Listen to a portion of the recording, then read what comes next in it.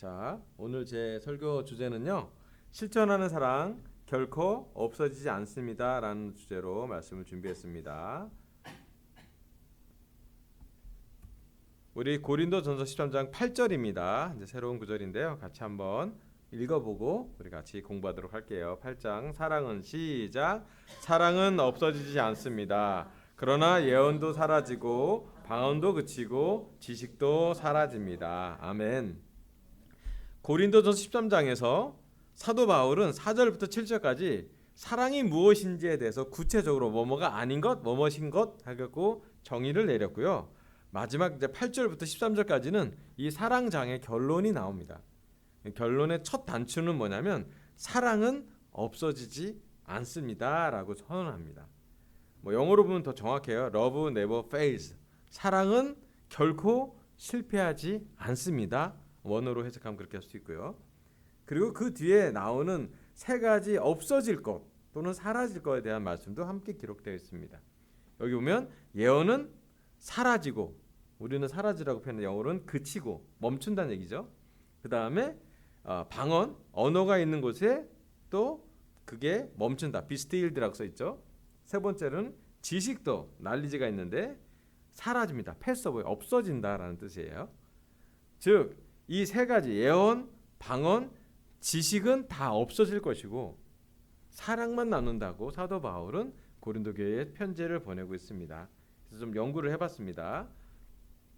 여기서 주석서를 좀 찾아서 제가 주석을 6가지를 좀 보고 있는데 그 중에 하나가 이제 카리스 주석이라고 좀 더 원어에 더 특화된 주석인데 봤더니 이제 번역보다 좀 다른 부분이 있는데 없어지지 않는다라는 말이 원래 개역 개정 좀 더 우리나라로 원어로 보면 떨어지지 아니한다라는 뜻이에요.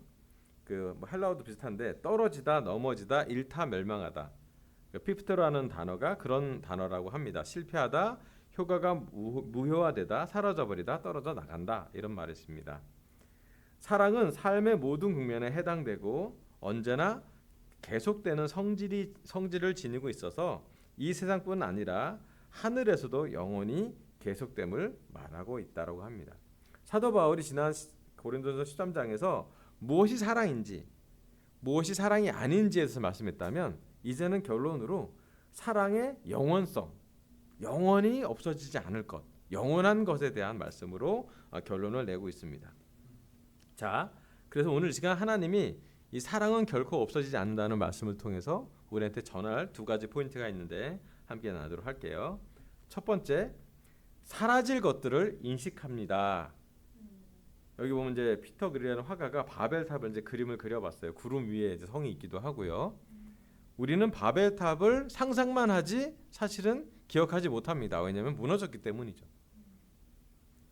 그런데 바벨탑이 사라질 것이었고 사라졌습니다. 그죠?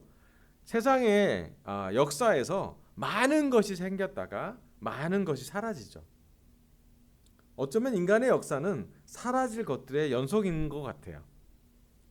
영원할 것 같지만 사실은 우리 삶에 사라질 것들이 많이 있습니다. 특히 여기 말씀에 보면 예언도 사라지고 방언도 그치고 지식도 사라진다라는 말씀이 있잖아요. 좀 깊게 보면 현재 예언은 하나님의 진리를 전달하고 미래 사건을 해석하는 그런 역할을 합니다. 그래서 고린도 교회에서는 예언하는 사람을 되게 높게 봤어요. 지금도 제가 여러분한테 어떤 면에서 예언 중에 하나를 하는 거예요. 말씀, 대언, 설교를 하는 거예요. 설교 중요하죠, 그죠? 여러분 천국 갈 때까지는 중요한데 하늘나라 들어가면 중요하지 않습니다. 설교가 필요 없어요. 여러분 설교로 듣는 게 아니라 하나님의 말씀을 그냥 전인격적으로 받아들일 수밖에 없는 상황이 된다라는 거예요. 하나님이 직접 교사가 되므로 예고나 진리를 확인하는 게 불필요하다고요. 더듬어 찾을 필요가 없다라는 거예요. 이미 인식되기 때문에. 전환이 좀 있어요. 좀 생각해 주면 돼요. 지금은 우리가 설교가 필요해요. 아멘. 설교 시간 중요해요. 아멘. 하지만 우리가 하나님을 직접 볼 때는 설교가 중요하지 않아요. 왜냐하면 설교보다 더 능력 있는 부분이 들어오기 때문에 또 어떤 방법으로 올지는 정확히 않지만 전인격적으로 접촉한다는 그런 연구가 있는 거 보면 사실은 예언은 하늘나라 가는 것까지만 가정이 있죠. 두 번째, 방언, 언어라고 표현하는데 복음 전파를 위한 도구가 있어서 여러 언어로 지난 주일에도 사도행전 2장에 대해서 말씀을 전할 때 사도 베드로가 다른 여러 가지 언어로 말할 정도로 은사를 받았죠. 자, 하지만 그게 사라진다고 합니다. 왜냐하면 죄로 인해 나뉘었던 언어가 통일되고 새로운 언어가 사용되죠. 그건 하늘나라 하늘 언어예요. 어떤 언어일지 모르겠어요. 한 가지 확실한 건 우리가 생각하는 우리만의 언어가 아니라 누구라도, 여러분 우리가 외국에 있는 형제들이랑 영어로 얘기하는데 좀 마음 열기가 쉽지 않아요. 그죠? 그런데 하늘나라에서는 또 다른 하나님의 언어로 우리가 서로 전인격적으로 또 소통한다라고 많이 연구해 봅니다. 그래서 바벨탑이 언어 때문에 분리가 된 것처럼 그때 하늘나라에서는 그 사라진 바벨탑이 아니라 하늘나라, 하나님의 나라, 하나님의 도성, 하나님의 백성들은 하나님의 언어로 서로 통일되고 소통될 수 있을 거라고 다들 예상을 합니다. 즉 방언도 언어도 그 하늘나라까지만 필요한 거예요. 사라집니다. 세 번째, 지식이요. 진리에 대한 지성적인 이해, 진리를 잘 이해하는 지식이 있는데 전한 방식을 벗어나 온전한 깨달음이 임한으로 무지가 없다고 합니다. 근데 여러분 상상해 보셔야 돼요. 이 고린도서 13장을 듣는 제1차 소신인들은 고린도 교회에 있는 거기는 제자들이었습니다. 그들이 방언하는 다른 나라 언어를 하는 사람은 얼마나 높게 받겠어요. 야, 난 진짜 하나님 직접 임했다라고 표현할 수도 있고요. 우리나라 역사에서도 그런 방언의 역사는 진짜 하나님의 직접 계시라고 얘기하는 사람도 많았고 거기에 대한 존중하는 문화도 많아. 마치 기적하는 것처럼. 또한 지식이 많은 사람은 얼마나 놀라웠어요. 그 당시에 책을 많이 읽는 사람도 드물었고 성경을 이렇게 풀어서 설명한 사람이 없으면 잘 이해되지 않았어요. 그죠? 다른 나라 언어 헬라어로도 기록되어 있고 아람어로도 기록해 있어서 어떤 게 정말 히브리어고 어떤 게 헬라어인지에 대한 그런 고유의 지식이 없을 때는 이해하는 폭이 되게 작았습니다. 주로 말로 전달했기 때문이죠. 그런데 그 지식 있는 사람은 되게 존중했는데 사실은 사도 바울은 이 얘기를 합니다. 다 사라진다고. 자, 그래서 오늘 우리 설교 첫 번째 포인트는요. 사라질 것들을 인식해 보자는 겁니다. 우리 강서와 제주 제자들의 삶에서도 사라질 것과 영원한 것이 있습니다. 아멘. 물론 지금 현재 우리가 인정할 것은 이 육체도 중요하고 감정도 중요하고 영혼도 중요하다는 거예요. 그죠? 그런데 한 가지 우리가 묵상해 볼 지문이 뭐냐면 우리가 사라질 것들을 인식하고 사는 삶과 영원한 것을 인식하고 하는 삶과 사라질 것에 중심되는 삶은 그 차이가 분명하다는 것이에요. 오늘 우리 강서 제자들과 제주 가정교회 제자들은 사라질 것들이 더 강력하게 다가올 수 있습니다. 그렇지 않습니까? 우리는 눈에 보이는 것에 집중적으로 영향을 받습니다. 우리 육체와 정신과 영혼은 매일 매 순간 필요로 하는 것들이 있습니다. 근데 재밌는 게 필요를 채우는 것과 탐욕과 욕심을 이렇게 채우는 것은 공존합니다. 때로는 혼돈돼요. 많은 경우는 이건 내가 필요한 거야 라고 하지만 참 잘 보면 내가 원했던 것일 수도 있고요. 필요가 많아서 여분의 이미 다 채워졌는데 여분의 필요를 채울 필요도 없는데 우리는 그것을 붙잡을 때가 탐욕, 욕심이라고 합니다. 한 예를 설명해 줄게요. 육체에서 우리 한 끼 식사를 안 먹으면 우리는 어떻게 느껴지나요? 네. 배고파지면 우리는 변합니다. 특히 저와 같이 먹는 거에 약한 분들은 환영합니다. 우리는 한 끼를 안 먹으면 정서적으로 영향을 받아요. 육체적으로 배고프면 말할 것도 없고 두 끼를 굶잖아요. 영적 영향을 받아요. 우리가 하루 금식을 하잖아요. 그건 대단한 거예요. 그렇지 않습니까? 우리의 하루 한 끼 식사는 눈에 보이는 육체의 필요를 채우는 한 끼 식사 또는 하루 식사는 우리에게 너무 강렬한 욕구로 표현됩니다. 하지만 먹고 나서 우리는 어떤가요? 배부르고 나서 우리의 갈증을 채우고 나서 우리는 어떻습니까? 제가 좀 느꼈어요. 밥 먹기 전에 저는 감사 기도를 해요. 그잖아요? 우리 대부분 기도하잖아요. 근데 저를 봤어요. 밥 먹고 나서 감사 기도 잘 안 해요. 그럼 좀 정서적으로 보면 좀 논리적으로 보면 밥 먹고 나서 더 감사해야 되는 거 아니에요? 먹기 전에 감사한 건 의지적인 결정이고 먹고 나서 나온 게 진짜 정서적인 감사 아닌가요? 재밌어요. 우리의 필요는 특히 육체적인 필요는 채우고 나면 우리가 알아요. 다시 배고파져요. 다시 굶주리고요. 다시 갈망하고요. 우리의 육체적인 욕망은 대부분 그렇습니다. 채우고 나면 감사하기보다는 다시 줄여지는, 다시 굶주려지는 과정으로 반복되게 삽니다. 그래서 어떤 착각이 드냐면요. 우리 뇌에서는 배고픔이 영원할 거라는 착각이 있어요. 우리가 배고픔이 있다 없다 되는데요. 실제로는 그래요. 그런데 우리가 어떻게 인식하냐면 배고프면 안 돼. 배고프면 두려워. 배고프면 배고픔에 대한 걱정이 있어요. 지금 저희 세대는 아니지만 저희 전 세대, 저희 부모님 세대는 어떻습니까? 제가 우리 장인 어르신과 시간 보낼 때 가장 많이 들었던 얘기, 성역 공부할 때 들었던 얘기가 뭐냐면 가장 심한 고통이 배고픔에 대한 고통이래요. 다시 가고 싶지 않대. 굶주림에 대한 고통은 사람을 비참하게 만든대요. 예. 배고프면 폭력도 쉽고요. 배고프면 심지어 살생도 쉽대요. 사람들이 그렇게 변한다고 그걸 봤대요. 경험하고 피부로 봤고 눈으로 봤대요. 여러분 우리의 육체, 우리의 감정, 우리의 정신은 자주 공허해지고 굶주려지고 부족해질 거예요. 근데 그게 영원한 것이 아님에도 불구하고 우리의 삶을 살 때는 계속 영원할 것만 같이 착각한다는 것이에요. 왜냐하면 너무 강렬하니까. 너무 때때로 찾아오고 너무 자주 우리를 흔들고 있고 너무 큰 영향을 주기도 합니다. 여러분 감정과 정신도 비슷한 측면이 있습니다. 특히 오늘처럼 비가 오고 그러면 좀 다운되지 않습니까?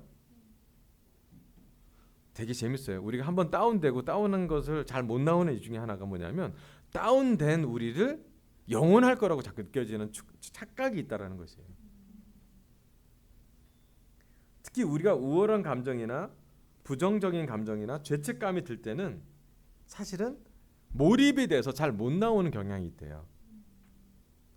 그것도 꽤 젊고 활기차고 막 에너지가 많으면 나오기 쉬운데 시간이 가면 갈수록 육체가 좀 약해지면 약해질수록 또 자기의 삶의 자존감이 적어지면 적어질수록 그 부정적인 우울한 감정이 나오는 게 쉽지가 않다라고 요즘 많은 우리 상담가들이나 의사들도 같이 이런 얘기를 해요. 때로는 그래서 심지어 그래 우울할 땐 약을 먹는 게 또 도움이 된다고 얘기도 합니다. 감기가 지나가듯이. 하지만 그 또한 우리한테 어떠한 착각을 줍니다. 영원히 부정적일 것 같고 영원히 다운돼 있고 영원히 우울할 것만 같은 착각이 우리한테 있어요. 제가 지난주 솔직하게 오픈 하나 할게요. 지난주 주중 예배였는데 설교는 낙심하지 말자고 설교했죠. 기억나세요? 그런데 집에 가는데 제가 낙심됐어요. 신기하더라고요. 설교는 낙심하지 말라고 했는데 집에 가는데 비도 오고 형제자매도 많이 안 오고 찬양하기 벅벅하고 뭐 여러 가지가 막 이렇게 있으니까 제 마음이 뭔가 좀 이렇게 격려가 안 된다 뭐 이런 생각이 드니까 낙심이 되는 저를 좀 보면서 아내한테 오픈을 했죠. 그런데 신기하게도 그거 오래가지 않아요. 근데 제 마음에 어떤 마음이 드냐면 낙심된 마음이 오래 갈 것 같은 착각이 계속 온다라는 거예요. 맞아요. 우리는 배고픔도 채우면 다시 배고플 때까지 업앤다운이 있는 것처럼 변하는 것처럼 날씨가 맑았다 흐렸다는 것처럼 우리의 감정도 우리의 정신도 여러 가지 심지어 우리의 영적인 상태도 좋을 때가 있고 다운될 때가 있죠. 근데 한 가지 확실한 진리는 뭐냐면 영원하지 않다라는 거예요. 분명히 하나님 말씀에서 사도 바울에게 전할 것은 뭐냐면 사라질 것들을 인식하고 하는 삶과 사라질 것에 몰입되고 사는 삶은 다르다라는 거예요. 저는 어느 하나가 중요하지 않고 어느 하나가 중요하다라고 강조하는 게 아니라 모두 중요해요. 당장 오늘 배고픔을 해결하지 않으면 진짜 중요함의 우선순위가 달라지죠. 인정합니다. 저도 배고프고 저도 정서적으로 돌아갈 필요가 있기 때문에. 하지만 그 모든 것이 채워졌을 때, 우리의 필요를 채워졌을 때 영원한 것들에 대한 묵상, 사라지지 않은 것들에 대한 묵상이 있는 사람의 필요가, 있는 사람의 정서가, 있는 사람의 영적인 정서가 훨씬 더 하나님과 가까워진다라는 것이에요. 하나님의 말씀은 늘 사라지지 않은 진리라고 합니다. 진리와 함께하는 삶은 자유로운 삶이에요. 그리고 그 자유로운 삶 중에 하나의 한 포인트는 사라질 것과 영원한 것을 구분할 수 있는 지혜가 있고, 사라진 것들도 사라질 것도 필요를 채우지만 영원한 것을 바라보는 관점이 있는 삶, 그 삶이 균형적인 삶이라는 거예요. 내 오늘 하루 식사를 한 것에 감사함이 있고, 내 오늘 내 직장에 다닐 수 있는 게 감사하고, 내 가족이 있는 것이 감사할 수 있다면 사실은 영원한 가족, 내 위에 하나님의 아버지가 계시고 내가 갈 곳이 영원한 곳이라는 것 또한 기억하는 것이 양쪽을 다 균형적으로 볼 수 있다는 게 성숙한 사랑이라는 것입니다. 네, 사랑은 급하게 채울 것도 채우지만요, 사랑은 영원히 채울 것을 채워가는 삶입니다. 한 가지 분명할 것, 사라질 것을 인식하고 사라질 것을 구분하고 사라질 것에 대한 깨달음을 인식하면 참 좋겠습니다. 아멘. 네, 두 번째 말씀은요, 고린도후서 4장 7절 말씀과 16절과 18절 말씀인데요, 마지막 말씀이니까 제가 같이 한번 봉독해 보도록 할게요. 그러나 시작. 그러나 질그릇 같은 우리 속에 이 보화를 가진 것은 그 엄청난 능력이 하나님에게서 나온 것이지 우리에게서 나온 것이 아니라는 것을 보여주기 위한 것입니다. 그러므로 우리는 낙심하지 않습니다. 비록 우리의 겉사람은 쇠약해 가지만 우리의 속사람은 날마다 새로워지고 있습니다. 우리가 잠시 받는 가벼운 고난은 그 무엇과도 비교될 수 없는 크고 엄청난 영원한 영광을 우리에게 가져다 줄 것입니다. 그래서 우리는 보이는 것을 바라보지 않고 보이지 않는 것을 바라봅니다. 보이는 것은 잠깐이지만 보이지 않는 것은 영원하기 때문입니다. 아멘. 사도 바울은 고린도전서의 사랑장 놀라운 말씀을 쓰고요, 또 여러 가지 많은 고난을 겪은 다음에 고린도후서를 집필합니다. 고린도후서의 사도 바울은 고린도전서의 사도 바울 톤보다 더 성숙한 톤을 갖고 있어요. 그 어조가 기록되어 있습니다. 그 중에 보이는 것과 보이지 않는 것, 잠깐인 것과 영원한 것을 구분한 아주 놀라운 말씀을 기록합니다. 오늘 설교 두 번째 포인트는요, 영원한 존재인 사랑은 없어지지 않습니다. 여기 감옥에 갇힌 사도 베드로를 렘브란트가 그려놓은 그림이 있습니다. 사도 베드로는 감옥에 갇혔을 때 많은 걸 할 수 없었어요. 감옥에서 보이는 것이라곤 어두운 벽밖에, 창살밖에 보일 수 없었을 것입니다. 하지만 사도 베드로는 보이지 않는 것을 보고 있었던 것 같아요. 보이지 않는 예수님, 지금은 육체적으로 떠나간 예수님이 그와 함께했던 은혜, 그리고 지금 당장 보이지 않는 형제 자매들이, 성도들이, 제자들이 그를 위해 기도하고 있음을, 그리고 눈에 보이는 건 죽음에 대한 공포지만 보이지 않는 것은 그럼에도 불구하고 예수님처럼 나도 부활할 수 있을 거라는 믿음을 갖고 그 감옥에 있었을 거라고, 심지어 그 감옥에서 그는 찬송하고 있었을 거라고 성경은 이야기하고 있습니다. 여기 말씀을 봅시다. 질그릇 같은 우리 속에 보화를 가졌대요. 질그릇은 깨지기 쉽고 무너지기 쉽고 오래가지 않습니다. 하지만 보석은 그가 보석이 되는 이유 중에 가장 큰 이유 중에 하나가 뭐냐면 빛나기 때문이고요. 맞아요?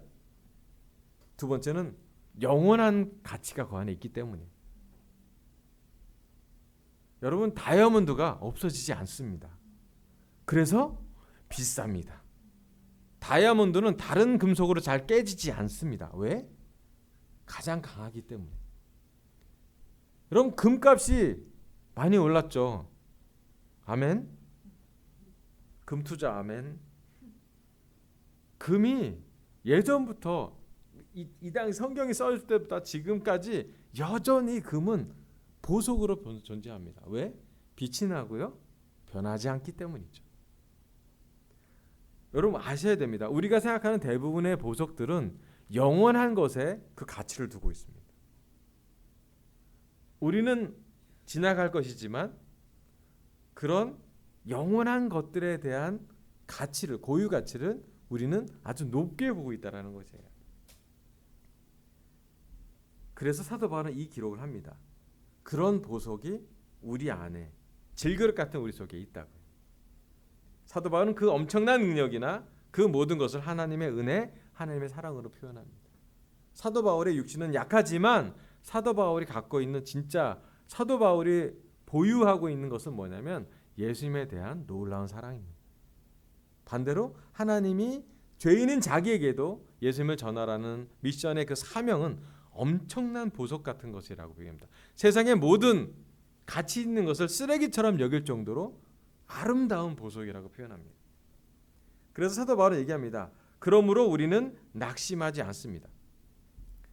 제가 성경 공부하다가 성경을 계속 연구하다 보면 뭐뭐 하지 않습니다 보면 진짜 그 사람 상태가 뭔지를 좀 예측하게 돼요. 사도 바울이 낙심했었거든요. 죽을 뻔했어요. 많은 고난을 겪었어요. 쇠약했습니다. 아팠어요. 안 아파서 정상으로 건강해서 이 고린도서 쓴 것이 아닙니다.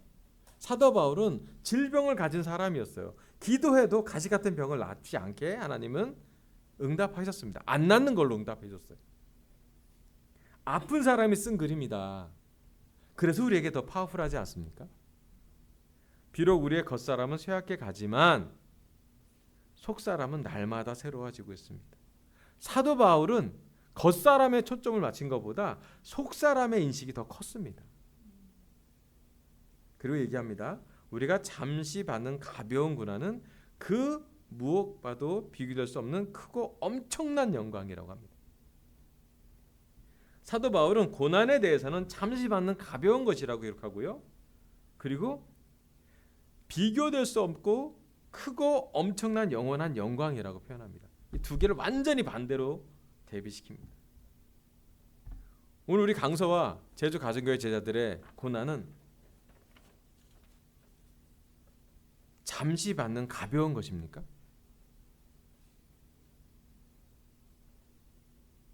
우리가 그렇게 느끼고 있나요? 저는 참 신기하다 생각이 듭니다.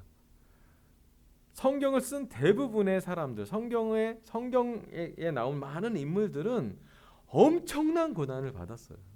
지금 우리가 비교할 가까이 가지도 못할 엄청난 고난을 겪었어요. 진짜 우리 전 세대도 많은 고난으로 살았던 것 같아요. 부모님도 이 세상에 살기 위해서 정말 치열하게 사신 것 같아요. 그 전에 조선시대 사람들은 또 엄청난 고난을 겪었던 것 같아요. 마치 그런 느낌이 듭니다. 요즘 군대 우리 캠퍼스에 갔다 그러는데 가끔 제가 웃음이 나와요. 핸드폰 쓸 수 있다고? 동기들이 같이 산다고? 참 편하겠네. 우리는 그렇게 생각합니다. 내가 가진 건 되게 어려운 고난이었고 그들이 갖는 고난은 고난 같지 않아 볼 때가 많아요. 내가 가진 고난은 크고 엄청난 것이고요. 남들이 가진 고난은 잘 모르겠는데 라고 느낄 수 있습니다. 하지만 사도 바울이 갖고 있는 관점은 정말 중요한 관점입니다. 여기 관점의 차이를 성경적으로 평가할 수 있습니다. 분석해 봅니다. 하늘에서 보는 하늘 관점과 땅에서 보는 땅 관점이 있습니다. 눈에 보이는 것이 땅의 관점이라고 하면요, 눈에 보이지 않는 것을 하늘의 관점이라고 볼 수 있겠죠. 삶의 가치는 땅의 관점은 고난과 질그릇, 겉사람에 집중합니다. 눈에 보이는 것에 집중하게 되죠. 그래서 겉사람을 되게 멋있게 많이 만들어요. 예뻐야 되고요, 멋있어야 되고요, 매력적이어야 됩니다. 두 번째, 영원한 영광과 속 사람에 집중하는 것이 삶의 가치입니다. 하늘의 관점은 잘 안 보여요. 두 번째, 고난에 대한 평가는 크고 무겁고 고통스러운 짐이라고 우리는 느낍니다. 사실 솔직히 저도 그렇게 느껴요. 하지만 하늘의 관점은 이것도 이 또한 지나가리라. 잠시 받는 가벼운 과정이라고 볼 수 있어요. 성공의 척도를 보면요, 외형적인 성취와 가시적인 결과가 보이는 것의 결과죠. 성공한 것은 이렇게 봅니다. 하지만 하나님의 엄청난 능력과 성숙은 성령님의 열매처럼 잘 보이지 않는 것들입니다. 시간의 관점으로 보면요, 이거는 잠깐인 현재예요. 하지만 영원한 미래가 우리 앞에 있습니다. 과거도 중요하고요, 현재도 정말 중요하죠. 또한 미래도 중요합니다. 그런데 가장 중요한 건 영원한 것을 바라본다라는 것이에요. 자, 결론으로 보면 땅의 관점으로 보이는 것 집중하다 보면 낙심과 쇠약함으로 살 수밖에 없죠. 네, 우리는 죽어가고 있잖아요. 하지만 하늘의 관점으로 현재 우리를 바라본다면 소망과 날마다 새로워짐의 원천을 볼 수 있습니다. 이건 하늘의 관점을 가진 사람만이 가진 특권인 것 같아요. 본질적인 존재로 설명하자 보면 인간은 유한한데, 유한한 인간이 무한한 또는 영원한 하나님을 이해한다는 것 자체가 불가능이라고 얘기하는 사람이 많아요. 맞아요. 하지만 그 중간에 말씀을 통해서, 예배를 통해서, 영적인 묵상을 통해서 우리는 영원한 것을 바라보게 됩니다. 여러분, 보이지 않는 것을 바라본다라는 표현은 바로 여기에 있습니다. 보이는 것을 바라보지 않고 보이지 않는 것을 바라보려고 하는 삶. 왜냐하면 보이는 것은 임시적인 거고 지나갈 것이지만 보이지 않는 것은 영원한 것이기 때문에 영원한 것에 균형을 놓치지 않는 삶이 바로 우리의 사랑하는 삶이라고 볼 수 있습니다. 하나님이 우리를 조건적으로 사랑하지 않습니다. 하나님이 우리를 잠깐 사랑했다 놨다 사랑했다 놨다 밀당하지 않습니다. 하나님이 예수님을 보내서 보냈던 사랑은 은혜로운 사랑입니다. 우리의 죄보다, 우리의 단점보다 하나님의 은혜가 더 깊습니다. 중요한 건 영원한 것에 집중한 사람은 일시적이고 찰나인 것에 대해서 덜 흔들린다는 것이에요. 그럼 우리 삶에 비유하자면 파도가 끊임없이 밀려옵니다.